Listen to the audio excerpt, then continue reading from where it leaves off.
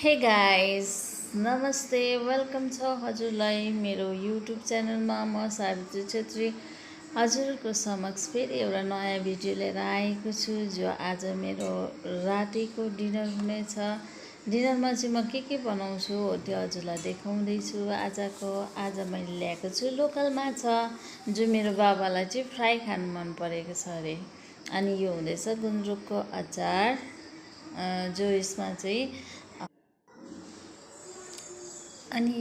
चाहिँ म मिलाउँदैछु हजुरको टमाटर लगाएर बनाउने हो हैन। अनि त्यसमा रेडी पनि भइहाल्यो मेरो गुन्द्रुकको अचार हो यो।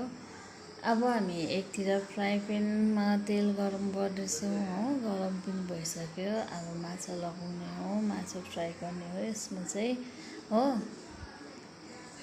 अनि हजुरहरूलाई मेरो यो सानो हजुरको सानो यो जो भिडियोहरू ल्याउँछु म, यसमा हजुरहरूलाई मन परेदेखिको लाइक कमेन्ट्स गर्नुहोला, सेयर गरिदिनु होला। मलाई फेरि पनि उत्सुकताको साथ म फेरि भिडियोहरू ल्याउन सकौँ तपाईँहरूको समक्ष। म नयाँ च्यानल खोलेको हो, त्यही भएर मलाई उति बोल्नुहरूमा अप्ठ्यारो हुँदैछ हैन। हजुरहरूले त्यस्तो मनमा केही नलिकन मलाई साथ सपोर्ट गर्नुहोस् होला।